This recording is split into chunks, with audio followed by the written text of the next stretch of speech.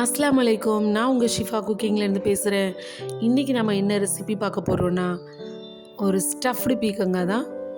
இது எல்லா குழம்புக்கும் எல்லா சாதத்துக்கும் ஏற்ற சைட் டிஷ்ஷாக இருக்கும். ரொம்ப ஈஸியாக செஞ்சிடலாம், ஆனால் டேஸ்ட்டு ரொம்பவே நல்லாயிருக்கும்.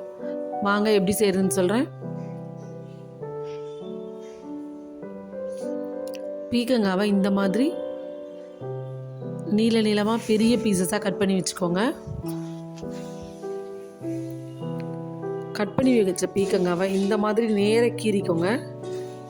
அதாவது முழுசாக கீறி ரெண்டாக்கிடக்கூடாது, கிட்டத்தட்ட முக்கால் பாகத்துக்கு கீறிக்கிறணும். இதே மாதிரி எல்லா பீக்கங்காவையும் கீறி வச்சுக்கிறேன். பாருங்கள், இந்த மாதிரி இப்போ எல்லா பீக்கங்காவையும் கீறியாச்சு. ஒரு கைப்பிடி அளவு வேர்க்கடலை, வறுத்த வேர்க்கடலை எடுத்து மிக்சியில் போட்டு இந்த மாதிரி கரகரப்பாக நுணுக்கி எடுத்துக்கிறேன். அதுக்கப்புறம் 2 பெரிய வெங்காயம், ஒரு 3 பச்சை மிளகா, ஒரு 6-7 பல் பூண்டு, இது 3ஐயும் மிக்சியில் போட்டு கரகரப்பாக அரைச்சி எடுத்துக்கோங்க. பாருங்கள், இந்த மாதிரி கரகரப்பாக அரைச்சி எடுத்துகிட்டு வந்துட்டேன். இதில் இப்போ மசாலா சேர்த்துக்கிறேன். 1/4 ஸ்பூன் மஞ்சள் தூள், 1 ஸ்பூன் ஜீரகத்தூள், 1 ஸ்பூன் தனியாத்தூள், 1 ஸ்பூன் மிளகாத்தூள், தேவையான அளவு உப்பு. அதுக்கப்புறம் நம்ம நொறுக்கி வச்சுருக்கோம் இல்லையா மிக்சியில் போட்டு, அந்த நுணுக்கி வச்ச வேர்க்கடலை பொடி, இது எல்லாத்தையும் சேர்த்து நல்லா பிசைஞ்சுக்கோங்க. நம்ம அரைச்சி வச்ச வெங்காயத்தில் இருக்க தண்ணி இருக்கு இல்லையா, அந்த தண்ணியே இந்த வேர்க்கடலை பொடியை போடும்போது 2த்துக்கும் மசாலா கரெக்டாக வரும். அந்த வெங்காயத்தில் இருந்த தண்ணிக்கும் இந்த வேர்க்கடலை பொடிக்கும் மசாலா நல்லா திக்காக வந்துடும்.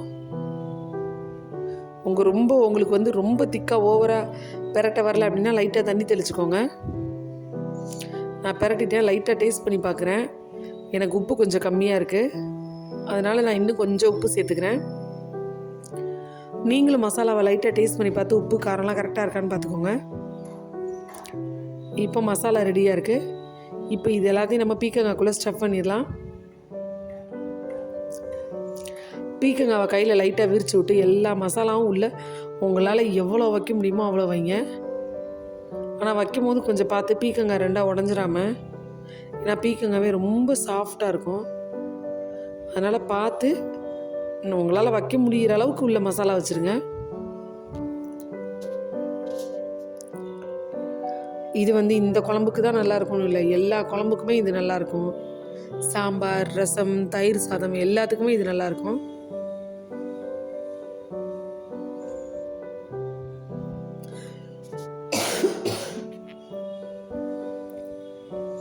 நீங்கள் ஒன்ஸ் இது செஞ்சு பார்த்துட்டீங்கன்னா கண்டிப்பாக அடுத்தடுத்து திரும்ப திரும்ப இதே மாதிரி தான் பண்ணுவீங்க.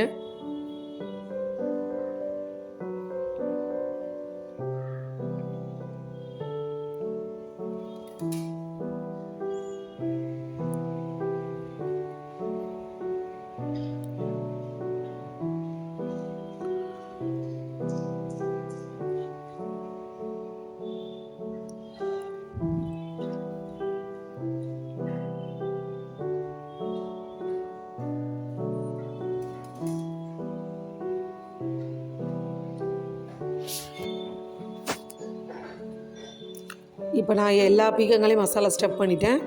மீதம் கொஞ்சம் மசாலாவும் இருக்குது, அதையும் அதில் தான் நான் சேர்க்க போகிறேன். பாருங்கள், இப்போ பீக்கங்காய் ரெடியாக இருக்குது. இப்போ நம்ம தாளிக்க ஆரம்பிக்கலாம். ஒரு பேனில் தேவையான அளவு எண்ணெய் ஊற்றிக்கிறேன். அதில் 1/2 ஸ்பூன் கடுகு சேர்க்குறேன். கடுகு கொஞ்சம் பொரிஞ்ச உடனே ஒரு 1/2 ஸ்பூன் சோம்பு சேர்க்குறேன்.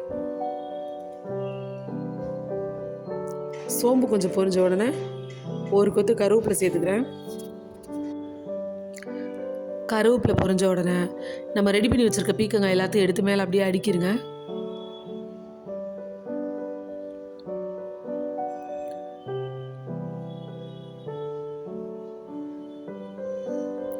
இப்போ நம்ம மிச்சம் வச்சுருக்கோம் இல்லையா, அந்த மசாலாவையும் இதில் அப்படியே அங்கங்கே போட்டு விட்டுருங்க. மொத்தமாக போட்டுறாதீங்க, கிளி கிளி போட்டு விட்டுருங்க.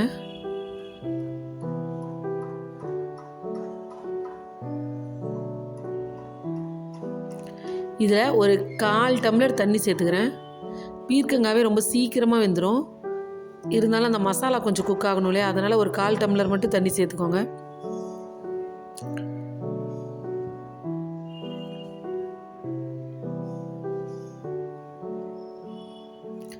ஒரு 10 நிமிஷம் மூடி வச்சு அதுக்கப்புறம் திறங்க. அடுப்பை நல்ல லோ ஃப்ளேமில் தான் வச்சுருக்கேன். பார்த்தீங்களா, நல்லாவே வெந்து வந்துக்கிட்டு இருக்கு.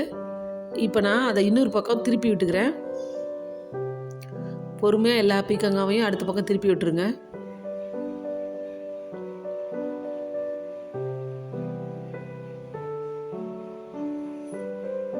அடுப்பு மட்டும் லோ ஃப்ளேம்லேயே வச்சுக்கோங்க.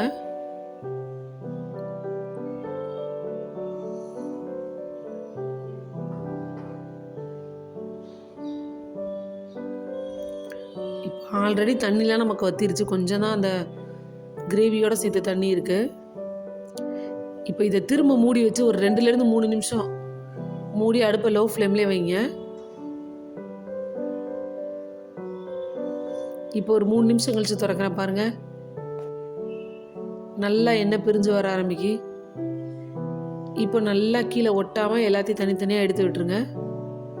ஏன்னா நம்ம வேர்க்கடலை சேர்த்துருக்கோம் இல்லையா, அந்த பருப்புக்கு மசாலா கீழே பிடிக்க ஆரம்பிக்கும். பார்த்து பிடிக்கக்கூடாது. கொஞ்சம் கூட கீழே ஒட்ட விடாமல் அழகாக தனித்தனியாக எல்லாத்தையும் எடுத்து விட்டுருங்க. எடுத்து விட்டாச்சு. இப்போ பாருங்கள், சுற்றி நல்லா எண்ணெய் பிரிஞ்சு வருது. பார்த்தீங்களா, இதுதான் கரெக்டான பக்குவம். இப்போது அடுப்பு ஆஃப் பண்ணிடுங்க. அவ்வளவுதான், ஒரு சூப்பரான ஸ்டஃப்டு பீக்கங்காய் ரெடி ஆகிடுச்சு. நீங்களும் உங்கள் வீட்டில் ட்ரை பண்ணி பாருங்கள். ட்ரை பண்ணி பார்த்துட்டு எப்படி இருந்துச்சுன்னு கமெண்டில் சொல்லுங்கள். என்னோட இந்த ரெசிபி உங்களுக்கு பிடிச்சிருந்துச்சுன்னா என்னோடய சேனலை லைக் பண்ணுங்கள், ஷேர் பண்ணுங்கள், சப்ஸ்கிரைப் பண்ணுங்கள். மறந்துடாமல் பெல் ஐக்கானை கிளிக் பண்ணுங்கள். அப்போ தான் நான் போடுற புது புது வீடியோஸ்லாம் உங்களுக்கு நோட்டிஃபிகேஷனில் வரும். சூப்பர். சப்ஸ்கிரைப் பண்ணுங்க. தேங்க்யூ.